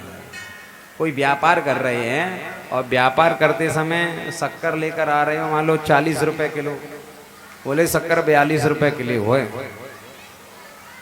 चल जाएगा। क्योंकि अगर तुम 40 रुपए किलो बताओगे, 40 ही रुपए किलो तुम बेचोगे तो तुमको क्या फायदा होगा? कैसे व्यापार चलेगा? व्यापार में बोल सकते हो। और कहीं ऐसी जगह पर जहां पर तुम अपने बारे में बात बताओ, तुमको पता है कि तुम भलाने सिंह हो और तुमने बता दिया, किसी ने पूछा कौन हो, तुमने कहा हम ये हैं, और तुमको पता है कि अगर हम अपना नाम बता देंगे तो मारे जाएंगे, तो उस समय अपनी पहचान छुपाने के लिए यानी प्राण बचाने के लिए यदि झूठ बोलना पड़ जाए तो कोई बात नहीं है। कोई कसाई गाय को मारने के लिए जा रहा है और गाय इस रास्ते से निकल गई है, कसाई पूछे गाय कहाँ गई, तो उल्टा रास्ता बता दो, इधर चली गई है। ब्राह्मणों के हित में अभी यदि कोई झूठ थोड़ा बहुत बोला जा रहा है तो वो कोई झूठ नहीं है। बोले तू झूठ बोल दे, बोले नहीं गुरुजी अब झूठ नहीं बोलूंगा। बोले देख ये सब लूट ले जाएगा, 3 पग में, 1 पग में तो ऊपर के लोग नाप लेगा, 1 पैर में नीचे के लोग नाप लेगा, तेरे पास कुछ नहीं रहेगा देने के लिए। बोले प्रभु गुरुदेव मुझे तो ये साधारण ब्राह्मण लगते हैं, और मैं ये कहता हूँ यदि ये साधारण ब्राह्मण भी न हो, साक्षात भगवान ही हो, तो मेरे तो दोनों हाथ में लड्डू हैं। दुनिया याद करेगी कि मेरे द्वार पर भगवान स्वयं पधारे मांगने के लिए। और यदि ये भगवान ना हुए, साधारण ब्राह्मण हुए, तो 3 पैर में भूमि कितनी ले लेंगे। बोले नहीं मानेगा। बोले तो मैं तुझे श्राप देता हूं, तू श्रीहीन हो जाए। बलि ने कहा तुम चाहे श्राप दो चाहे वरदान दो। गुरु ने श्राप दिया सबसे पहले, मेरी बात नहीं मान रहा है। अब संकल्प के लिए जैसे ही बोले क्या हुआ, कैसे खुसर फुसर कर रहे गुरु चेले, देना है कि जाए। बोले नहीं महाराज देना है। तो बोले संकल्प करो। तो भागवत पुराण में तो ऐसा नहीं है, लेकिन अन्यत्र संतों के मुख से मैंने सुना है कि वो जल होता है ना, जैसे सागर बोलते हैं, तो सागर से जल जैसे ही हाथ में लाने के लिए हाथ को आगे किया, तो शुक्राचार्य के मन में आया कि भाई चेला तो मेरा ये लुटने नहीं दूंगा। तो छोटा सा रूप धारण करके सागर की टोंटी में बैठ गए। बोले कि जब जल नहीं निकलेगा तो संकल्प ही नहीं होगा। बलि बोला महाराज जल नहीं निकल रहा है। बोले पुराना बर्तन है, जंग लग गई होगी, अभी ठीक कर देते हैं। कुसास से आसन से कुसा निकाली और उसकी चोंच में डाल दी, तो शुक्राचार्य की एक आंख फूट गई। ठाकुर जी ये कहना चाह रहे हैं कि भाई शुक्राचार्य कितने रूप बदल कर मैं आया, फिर भी तूने मुझे पहचान लिया, और पहचान लिया फिर भी मेरी लीला में व्यवधान उत्पन्न कर रहा है। एक कारण ये भी है, यदि कोई किसी को दान दे रहा है, किसी की इच्छा है कि हम भागवत कथा में 51 रुपए देना चाहते हैं, तो उसको रोको मत, संभव हो सके 1 रुपए लगा के 52 रुपए कर दो। किसी की इच्छा है हम भागवत में 100 रुपए चढ़ा रहे हैं, तो तुम जाके पहुंच मत जाओ, वहाँ कॉपी किताब ले गए भागवत में नहीं चढ़ाओ, यहाँ हमारे पास किट ना करवाओ, ऐसा काम नहीं करो। उसकी इच्छा है, उसकी इच्छा के अनुसार काम होने दो, है ना। उसकी इच्छा है कि मुझे 100 रुपए चढ़ाने हैं भागवत में, तो उसको चढ़ाने दो। तुम पहुंच जाओगे रोकने के लिए, तो उसको जो पुण्य मिलने वाला है उसको तो पुण्य मिलेगा, लेकिन पाप तुमको लग जाएगा, क्योंकि उसकी इच्छा थी कि मैं ठाकुर जी पे चढ़ाऊं, लेकिन तुमने उसमें व्यवधान उत्पन्न कर दिया, तो समझ लो तुमको इसमें भी कष्ट होगा। किसी की बहन भतीजे भांजी कोई आई हुई है, कोई ये सोचता है कि मैं इसको ये दान पुण्य करूं, और पत्नी कहे अरे नंद को इतना देवी की कहा जरूरत है, ऐसा मत कर देना, इससे पाप लगेगा। जितना संभव हो सके उसमें 1 रुपए लगा के ज्यादा दे देना, जिससे कि दान आगे बढ़ जाए। कहते हैं पुण्य की जड़ पाताल में होती है जाके, न जाने कब कैसे समय पे ये काम आ जाए और तुम उसमें व्यवधान उत्पन्न करो, तो ये गलत है। जैसे ही संकल्प हुआ तो ठाकुर जी ने अपना विराट रूप धारण कर लिया। एक पैर में तो आकाश के जितने भी ऊपर के लोग हैं सभी को नाप लिया। पैर का अंगूठा इतना गया कि ब्रह्मलोक में पहुंच गया। ब्रह्मा जी ने पैर के अंगूठे को धुलकर अपने कमंडल में रख लिया, जो बाद में गंगा जी बनी। एक पैर से नीचे के सभी लोगों को नाप लिया। फिर बलि से बोले कि बलि तूने अपना संकल्प नहीं किया, अब तेरे पास कुछ नहीं है। जो अपना संकल्प नहीं करता वो पाप का भागी होता है। गरुड़ को आदेश दिया इसको बांध के डाल दो। राजा बलि को बांध के डाल दिया। बलि से पूछा बता तीसरा पैर कहाँ रखूं। बोले ठाकुर जी एक बात बताइए, दान बड़ा होता है दानी बड़ा होता है। बोले दानी बड़ा होता है जिसने इतना बड़ा दान किया है। बोले तो अपना पैर मेरे सिर पर रख दीजिए। ठाकुर जी बोले वाह रे वाह बलि, मैं तुझे ठगने के लिए आया, लेकिन उल्टा तूने मुझको ठग लिया। हिरण्यकश्यप आए, बोले ठाकुर जी बहुत अच्छा किया तुमने, देते भी तुम हो लेते भी तुम हो। तुमने दिया ये भी कृपा की, और छीन लिया ये उससे भी बड़ी कृपा की। राजा बलि की पत्नी आई, बोले ठाकुर जी बहुत बढ़िया किया, लोग तो आपके पैर की धूल के लिए तड़पते हैं, पैर की रज मिल जाए। देखो मेरे पति के भाग, देखो आपका पूरा पैर उनके सिर पे रखा हुआ है। ब्रह्मा जी ने आके बलि को छुड़वाया। ठाकुर जी प्रसन्न हो गए, बोले मैं तुझे सुतल लोक का राजा बनाता हूँ। बामन की झांकी बनी है क्या? झांकी बनी है, हाँ? लेके आओ झांकी। और बामन भगवान को भजन वगैरह निकाल लेना। हाँ? हाँ हाँ हाँ, चले जाना, कोई दिक्कत नहीं, चले जाना। बोले सतगुरुदेव भगवान की जय। अच्छा अच्छा अच्छा। बोलिए सदगुरुदेव भगवान की जय। बोलिए नारायण भगवान की जय। प्यारे भक्तों, सुतल लोक का राजा बना दिया। बोले महाराज मुझे ये अब बहलाओ फुसलाओ नहीं। बोले क्या चाहता है? बोले चाहता हूँ कि जब भी मैं अपने महल से निकलूं तो तुम्हारा दर्शन मुझे जरूर हो। बोले ठीक है, द्वारपाल बन जाए तेरे। और तेरा पता नहीं कौन से दरवाजे से निकले कौन से दरवाजे से नहीं निकले। ठाकुर जी एक रूप से वैकुंठ में विराजमान होते हैं और एक रूप से सुतल लोक में विराजमान होते हैं। यहीं से रक्षाबंधन का त्योहार भी प्रारंभ हुआ। लक्ष्मी माता आती हैं, बलि के पास राखी बंधवा के भगवान को लेकर चली जाती हैं। बोलिए सदगुरुदेव भगवान की जय। बोलिए नारायण भगवान की जय हो। प्यारे भक्तों, आगे सूर्य वंश प्रारंभ होता है।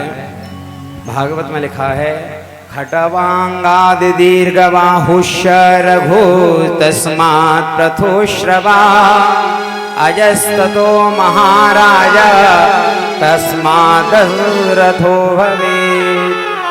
आइए बामन भगवान जी हमारे बीच में आए हैं। जिनको पूजन करना है वो बामन भगवान का पूजन कर लें। हमारे परीक्षित जी पहले खड़े होकर आ रहे हैं, बामन जी का पूजन करें। एक भजन फिर आगे कथा में प्रवेश लेते हैं। बोलिए सदगुरुदेव भगवान की जय। आवेश बनाया राजा बलि के द्वारे पे आया।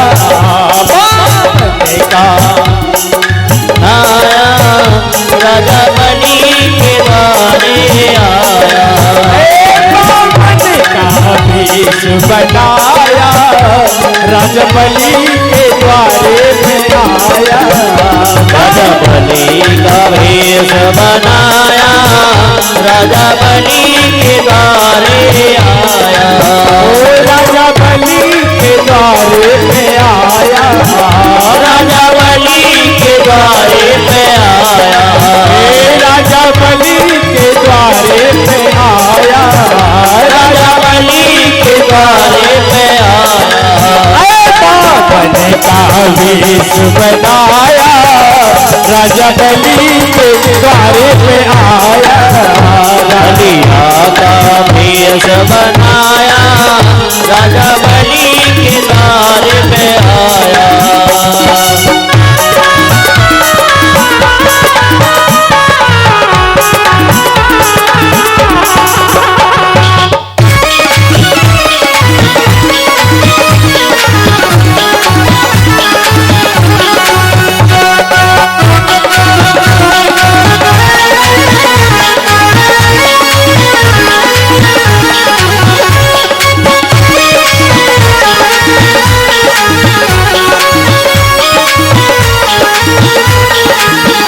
या के छोटे छोटे पाँव, या के छोटे छोटे हाथ, या के छोटे छोटे पाँव, या के छोटे छोटे हाथ। या के ऐसा रूप बनाया राजा बलि के द्वारे पे आया।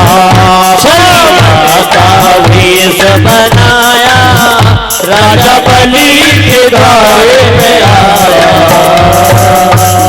बोलिए सदगुरुदेव भगवान वनादिगमनं हत्वा मृगकांक्षणं वैदेही हरिणं जटायुमर्णं सुग्रीवसंभाषणं वाली निग्रहणं समुद्रतरणं लंकापुरी दाहनं पश्चात् रावण कुंभकर्ण हनन एतद् रामायण। बोले राजा रामचंद्र भगवान की जय।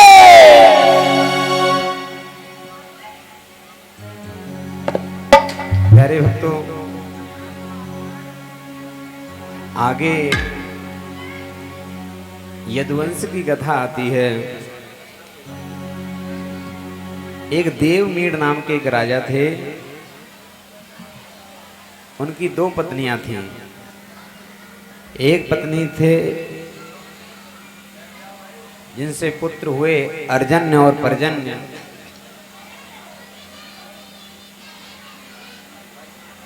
जिनको दो पत्नियां थी अर्जन और पर्जन्य नाम से, एक के हुए नवनंद और दूसरे के हुए महाराज सूरसेन। सूरसेन जो है बटेश्वर में, बटेश्वर के पास एक नगर है सौरीपुर, जहाँ के राजा हैं, और मथुरा के राजा हैं उग्रसेन। संक्षिप्त रूप में पहले तो कृष्ण कथा सुनाई कि महाराज उग्रसेन के राजा, उग्रसेन मथुरा के राजा थे, कंस इनका पुत्र था। कंस ने इनको कारागार में डाल दिया। अपनी बहन देवकी को विवाह के समय, विदा करते समय बहुत रो रहा था, आंसू बहा रहा था। आकाशवाणी हुई कि इसकी संतान तेरा काल होगी, तो जेल में डाल दिया। जब इनके 6 पुत्र हो गए तो वसुदेव जी की और भी पत्नी थी जिसका नाम था एक रोहिणी। तो जब देवकी के 6 पुत्र हो गए तब रोहिणी के एक पुत्र हुआ जिसका नाम था बलराम, और ये बलराम देवकी का भी पुत्र है और रोहिणी का भी पुत्र है।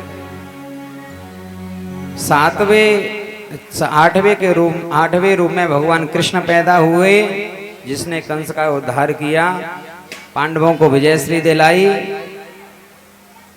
ये कृष्ण कथा है।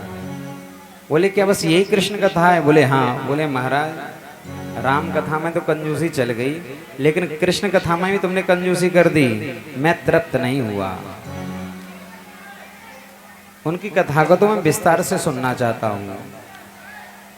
परीक्षित कहता है, पितामहा में समरे मरंजय, देव व्रताद्यातिरथैस्तिमिंगलै। वो बड़ा कौरव सैन्य सागर था। एक तरफ तो बहुत बड़ी विशाल सेना और दूसरी तरफ मेरे पुरखे, मेरे पूर्वज 5 पांडव थे।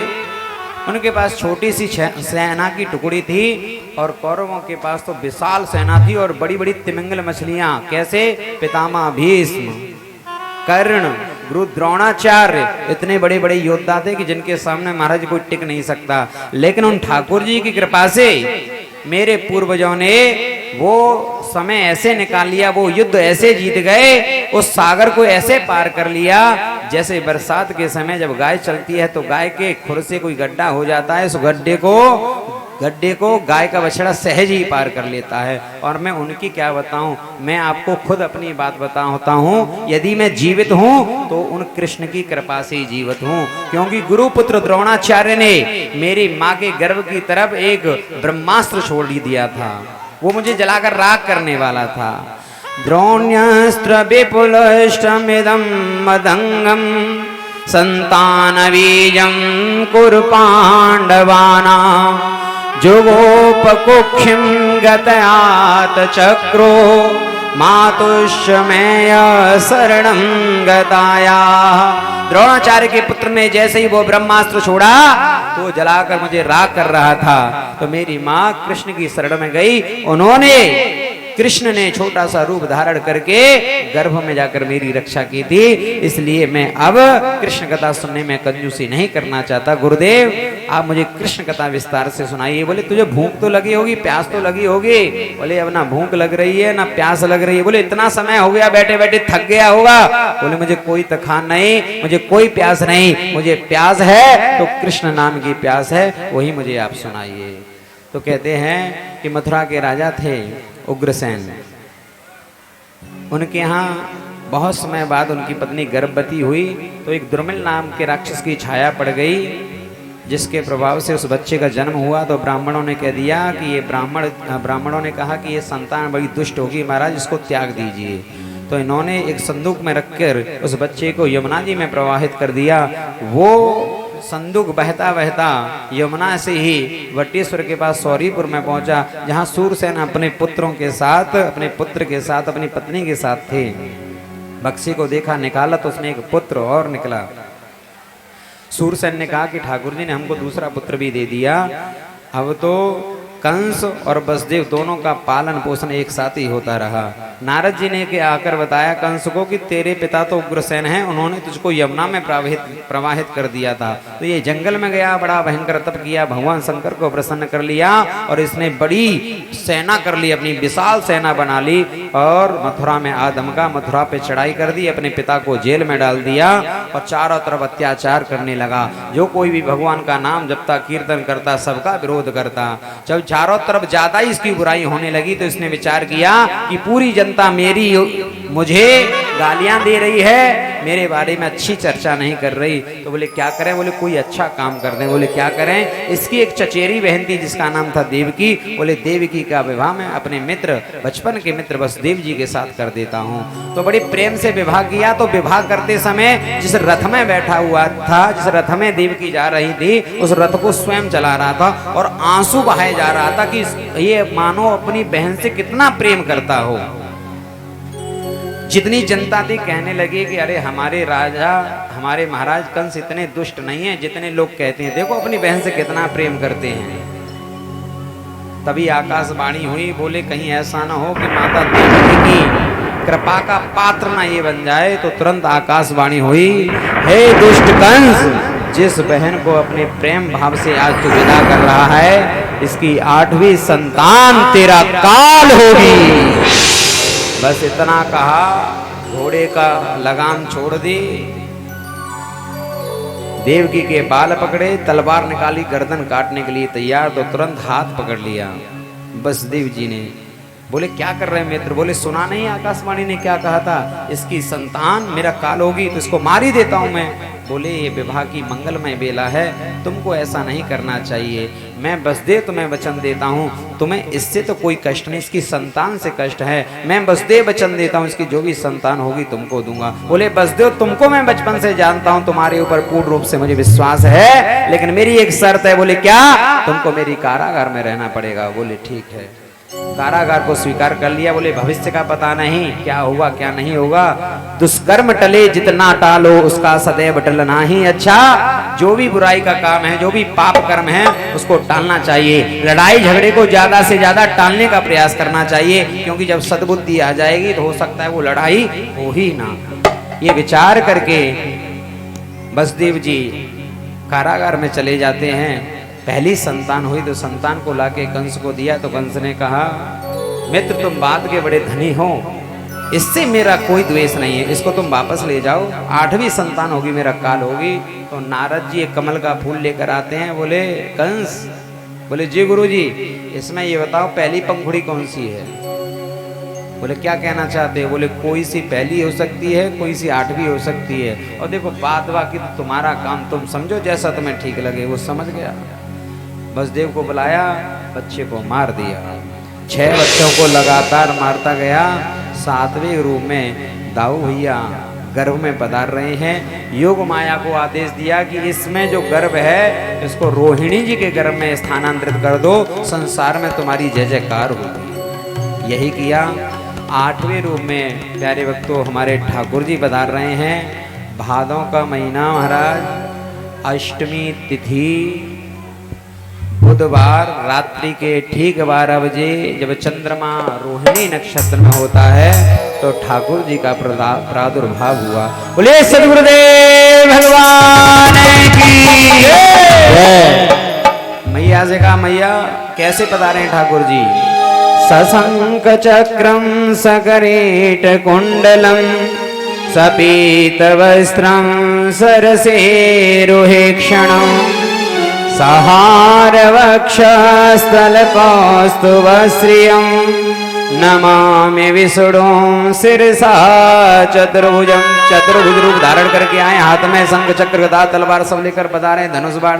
बोले किस लिए लेकर आए हैं? बोले दरवाजा खोलो, कंस को मार के आते हैं। बोले महाराज ऐसा थोड़ी, बच्चे की तरह आए तो बच्चे तो बन जाओ आप। बोले अच्छा, तो फिर आपको मेरी रक्षा स्वयं करनी पड़ेगी। बोले हम कैसे कर पाएंगे रक्षा? बोले ऐसा है, रक्षा आप कर लोगे, मैं विधि विधान बता देता हूँ। रात्रि के समय सभी सैनिक सो जाएंगे, सभी वेड़ियाँ खुल जाएंगी, मुझको तुम गूगल में पहुँचा देना। बोले ठीक है।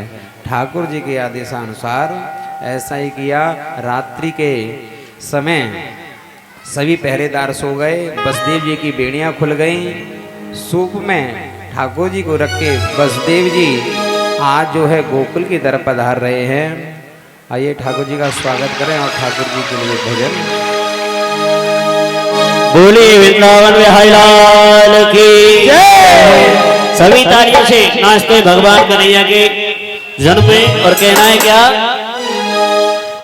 अवतार हो अवतार राजभवन घर आए लियो मथुरा में अवतार अवतार प्रभुनाथ भवन घर आए रहे। मथुरा में अवतार अवतार रघुनाथ भवन घर आए रहे। प्रभुनाथ घर में आए रहे। प्रभु के भवन आए गए। प्रभुनाथ भवन घर आए रहे। प्रभुनाथ भवन घर आए रहे। मथुरा में अवतार अवतार प्रभुनाथ भवन घर आए रहे। अवतार अवतार प्रभु देव भवन घर। बोलिए सतगुरुदेव भगवान। ये सभी शांति का दान में, और मथुरा शांति का दान में सभी अपने अपने स्थान पर बैठ जाए। अपने अपने स्थान पर बैठ जाए भैया सभी। हाँ जी। श्री राधे। बोलिए सतगुरुदेव भगवान की जय। जब गोकुल में ठाकुर जी का जन्म हुआ है तो सभी लोग है रही जय जयकार नंद घर लाला जायो है।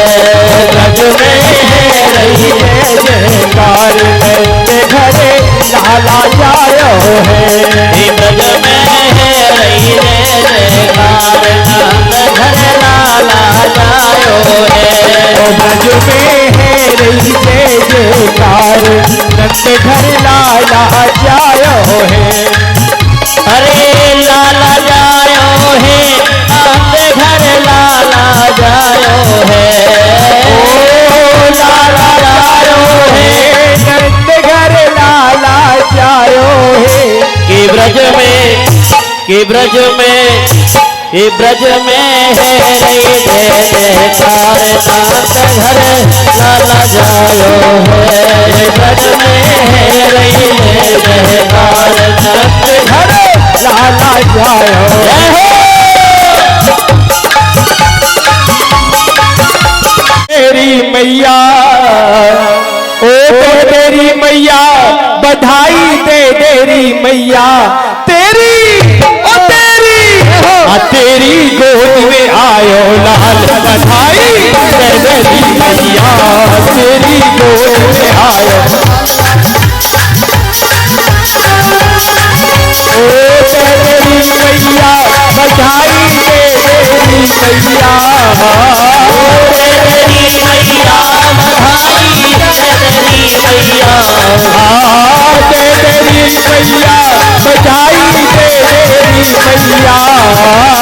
तेरी मैया बधाई तेरी मैया। तेरी गोद में आयो लाल बधाई दे तेरी मैया तेरी गोद में आयो।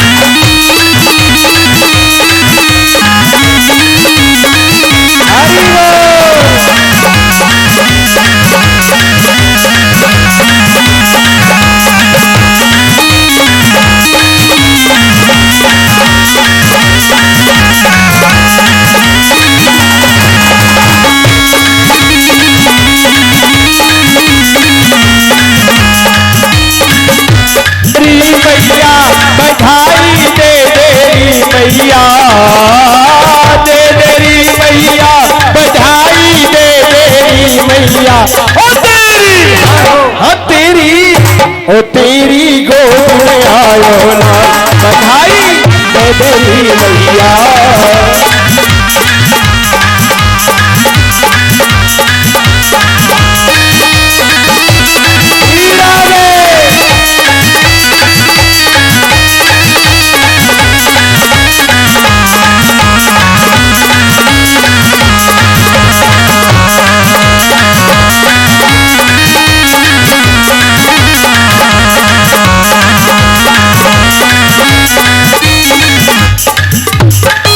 दीपो हरतु मे पापम पूजा दीपो नमस्तुते संध्या दीपो नमस्तुते अतः आरातिक्यम्मा आरती बाल कृष्ण की कीजिए आरती बाल कृष्ण की कीजिए अपनो जन्म सफल कर लीजिए अपनो जन्म सफल कर लीजिए आरती बाल कृष्ण की कीजिए आरती बाल कृष्ण की कीजिए यशोदा को परम दुलारो श्री यशोदा को परम दुलारो गोविंद की आँखन को प्यारो बाबा की आँखन को तारो इन पर पार को छावर कीजिए आरती बाल कृष्ण की कीजिए आरती बाल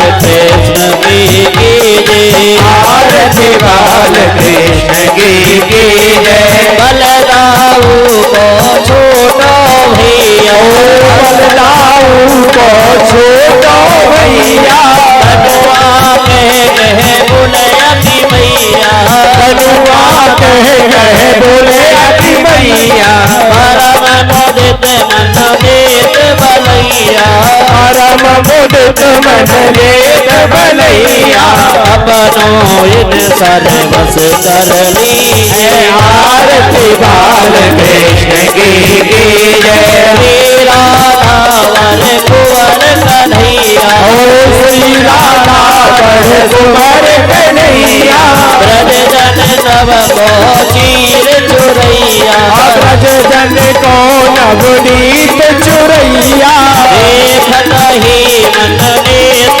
बलैया देखत ही मन लेत बलैया यह छवि रूने मन भर ली आरती बाल कृष्ण की कीजिए अपनो जन्म सफल कर लीजिए अपनो जन्म सफल कर लीजिए तो तेरे बोलन मधुर सुहावे तो तेरे बोलन मधुर सुहावे सखन संग खेलत सुख पावे सखन संग खेलत सुख पावे सोए सुकृति इनको भावे सोए सुकृति जो इनको भावे इनको अपनो कर लीजिए आरती बाल कृष्ण की कीजिए अपनो जन्म सफल कर लीजिए अपनो